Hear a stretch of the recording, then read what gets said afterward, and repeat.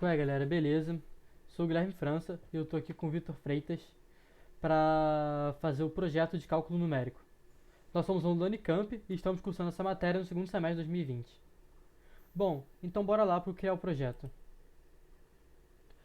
Esse primeiro projeto a gente tem que fazer duas questões, sendo a primeira delas fazer a conversão de um número decimal para binário. Então o que nós vamos fazer? Pegar nossos RAs, transformar em um número e em seguida transformar esse número em binário. O Vitor vai explicar melhor como isso vai ser feito. E aí, pessoal, beleza? Vindo aqui agora no Colab, a gente vai usar a linguagem Python, né? Para conseguir fazer o projeto e o exercício aqui. Então, vamos lá. Primeiro de tudo, a gente vai definir o número decimal que a gente vai trabalhar a partir do nosso RA. Para isso, a gente vai usar um comando aqui e a gente vai criar um número pseudo-aleatório. Por que pseudo-aleatório, né? Porque o comando, apesar de você colocar um número e ele ter outro, sempre vai ser o mesmo. Um número X vai dar um número Y, então não é totalmente aleatório, por isso chama pseudo-aleatório, né? Para isso, a gente vai usar o random, então a gente vai importar aqui, né? Primeiro de tudo, a gente vai pedir o input, então digite o RA1, como vão ser os dois RAs, o meu e o do Guilherme. A gente vai pedir aqui o primeiro RA. A gente vai usar como um inteiro, né? Não um texto, porque o nosso RA é um número inteiro, e a gente vai definir isso aqui como sendo a variável RA. Beleza. A gente vai jogar no comando random e vai multiplicar por 100, né? Por que isso? Porque o random, ele cria um número entre 0 e 1, então, se a gente multiplicar por 100, a gente vai ter um número que vai ter uma parte inteira e uma parte decimal não nula, que é o que a gente precisa para resolver o exercício, né? A gente vai também, em especificação do exercício, arredondar para a segunda casa decimal, tá? Então, para isso, a gente vai usar o comando round, e a gente vai colocar aqui entre parênteses o que você quer arredondar, que no nosso caso é o value, e a gente quer arredondar para a segunda casa decimal, então coloco 2 aqui, né? Vamos chamar de value R aqui de arredondado. Por fim, a gente vai dar um print. Eu vou mostrar aqui o que está sendo gerado de número pseudo-aleatório para a gente, né? Aí, beleza. Segunda parte, a gente vai transformar a parte inteira do número não binário. Lembrando na aula 8, lá do curso de cálculo numérico para todos, do professor Aníbal, né? Se você não lembra da fórmula, dá uma olhadinha lá. Você precisa primeiro analisar, pegar o seu número de interesse, analisar o resto da divisão por 2, se vai ser 1 ou 0. Se for 0, você coloca 0 no binário. Se for 1, você coloca 1 no binário. Em seguida, você pega esse número e divide ele por 2 como um inteiro, né? E resta a parte inteira. Então, exatamente isso que a gente tem que colocar agora no Python. Como é que a gente vai fazer isso, né? Primeiro a gente tem que separar a parte inteira da parte decimal. Como é que a gente fez isso aqui no Colab? A gente pega o velho R, tá? Que é o nosso número que foi definido lá em cima. E a gente fala para o Python, a gente quer só a parte inteira dele. Então, se for 80.45, a gente vai pegar só o 80 e o ponto 45 vai ser desprezado, né? A gente vai chamar essa variável de L, e eu também vou criar uma lista num aqui vazia. A gente vai fazer o seguinte, ó. Eu vou verificar aqui o resto da divisão do L, aqui não é 1, tá? É L. O resto da divisão de L por 2. Então, esse resultado eu vou dar um append lá na minha lista num. Então, assim, se esse resto for 1, eu vou colocar o 1 na lista. Se esse resto for 0, eu vou colocar o 0 na lista. Em seguida, eu vou pegar o meu número e vou dividir por 2, aproveitando só a parte inteira, né?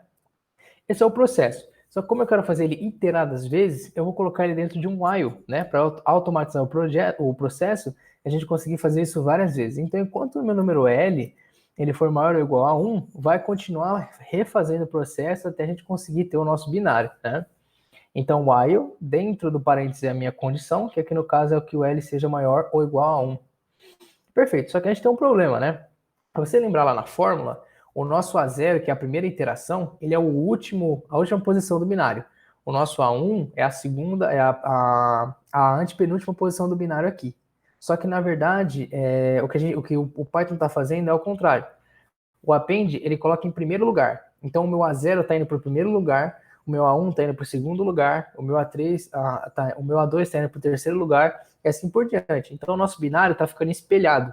Então, a primeira posição, na verdade, é a última. A segunda é a penúltima, e assim por diante. O que a gente tem que fazer, então? Eu vou declarar que a minha lista num vai ser ela mesma, só que ao contrário, né? Essa estrutura que a gente usa aqui para inverter as posições da lista, tá? Beleza, a gente cuidou da parte inteira, agora vamos cuidar da parte decimal do nosso número, né? Primeiro de tudo, a gente tem que especificar como é que a gente vai diferenciar, então, isolar a nossa parte decimal. A gente está falando para o Python, ó, eu quero definir uma variável n, tá? Que ela é a parte racional do meu velho r menos a minha parte inteira. Então, se a gente usar o exercício, o exemplo 80.45, eu estou falando, Python, eu quero 80.45 menos 80. E é isso que ele vai dar para a gente, que é exatamente o que a gente quer, né? Vou criar uma outra lista D vazia aqui, que é onde vai ficar o meu decimal, tá? E agora a gente entra a fórmula da aula 9 de cálculo numérico para todos. Então, se você não lembra da fórmula, volta lá para dar uma revisada. Então, eu preciso pegar essa minha parte decimal, multiplicar por 2 e analisar se ela é maior ou igual a 1 ou se ela é menor do que 1, tá? Então, vamos fazer isso, ó. Se o meu R, ele for maior ou igual a 1, o meu DK vai ser 1. Eu já vou explicar o que é o DK. Else, então, caso contrário, né, o meu DK vai ser 0. Então, eu vou dar um append lá na minha lista D desse meu número DK.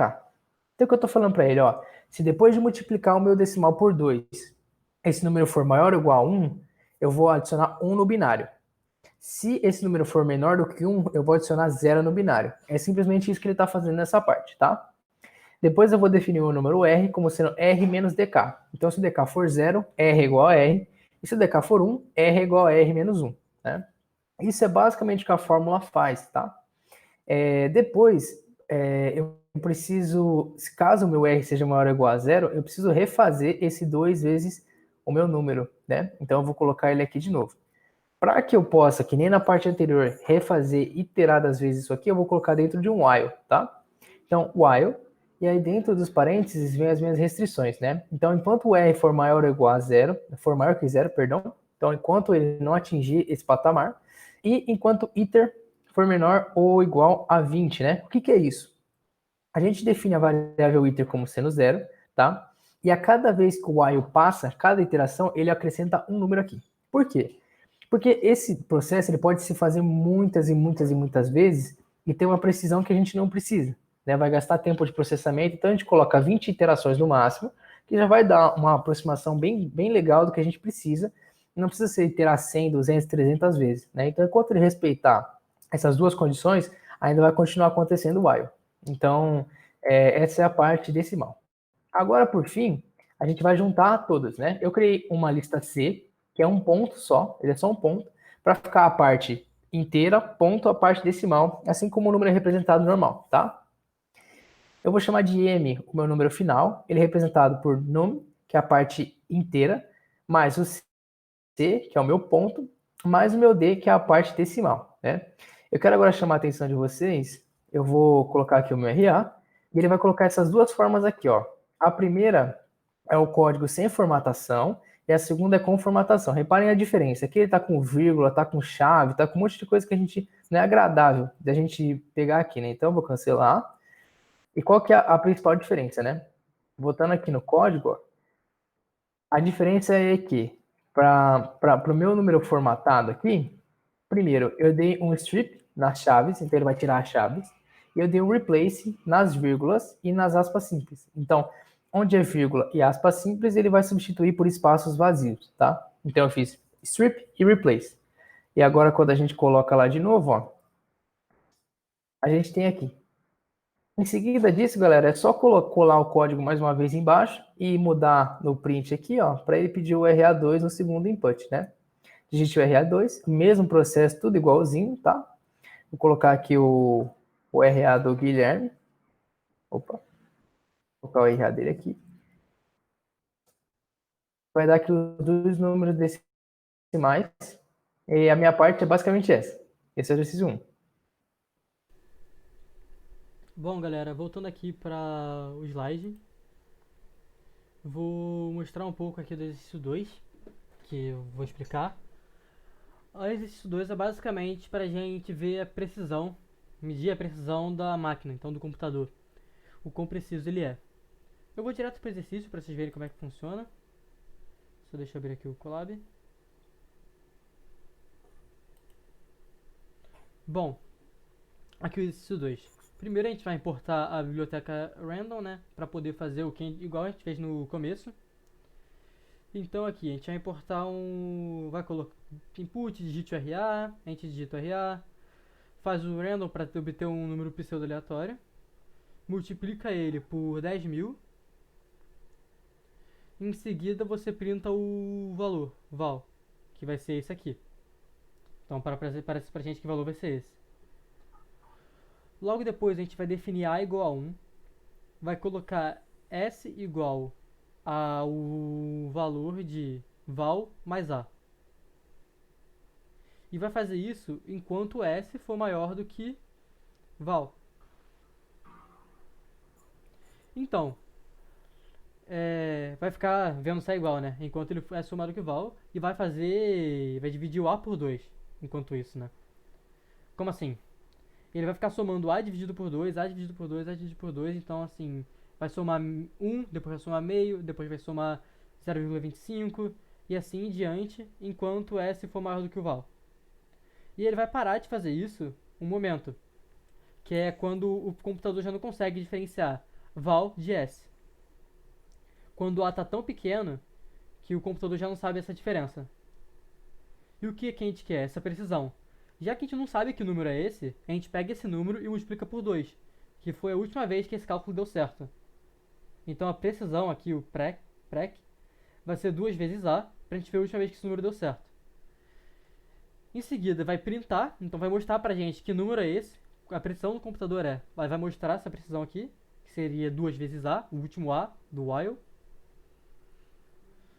E o que a gente fez depois foi fazer tudo para RA2. Então a gente copiou, colocou digite RA2 e fez. Agora eu vou mostrar aqui como ficou. Vou colocar o programa para rodar. E deu erro rapidinho. Vou colocar ele para rodar de novo. Às vezes acontece isso, é normal. Tô colocando o meu RA aqui para vocês verem. Bom, aqui dá pra ver que a precisão foi de 9.0 blá, blá, blá, blá, blá, elevado a 10 a menos 3. E o RA2 que é 225127. 27.